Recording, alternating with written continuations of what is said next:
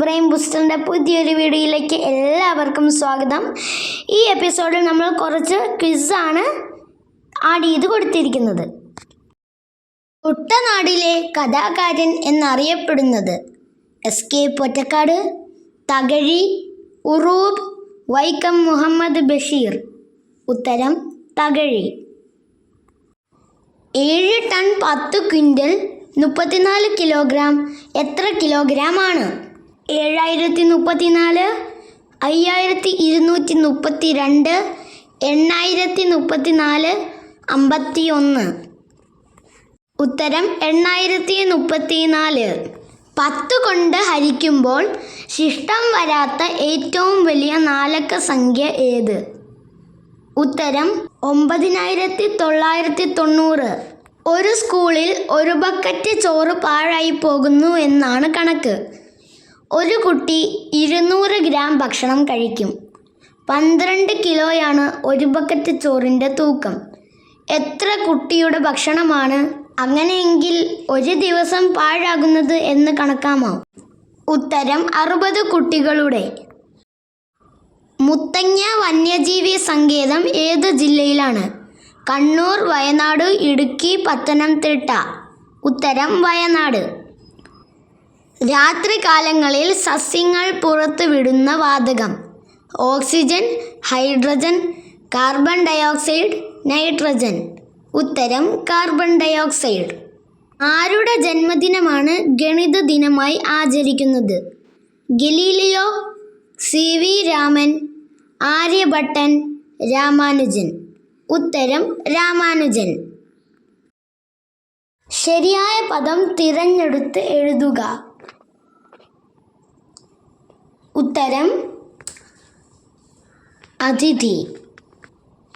The thing which you cannot see on shoemaker's table. Hammer, knife, customer, leather. Answer customer. കൃഷി ഉപകരണമായ കലപ്പയുടെ ഉപയോഗം എന്ത്? ജലസേചനത്തിന്, നിലം ഉഴുതുമറിക്കുന്നതിന്, നെല്ല് സംഭരിക്കുന്നതിന്, കിണർ കുഴിക്കുന്നതിന്. ഉത്തരം നിലം ഉഴുതുമറിക്കുന്നതിന്. 66 × 99. ആൻസർ കമൻറ്റ് ചെയ്യൂ. 21 മുതൽ 40 വരെയുള്ള എണ്ണൽ സംഖ്യകളുടെ തുക എത്ര? 720, 600, 610, 640. ഉത്തരം 610.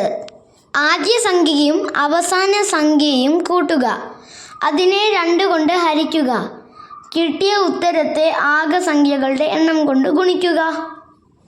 ഫുട്ബോളിൽ ഇന്ത്യക്ക് വേണ്ടി ഏറ്റവും കൂടുതൽ ഗോളുകൾ നേടിയ താരം?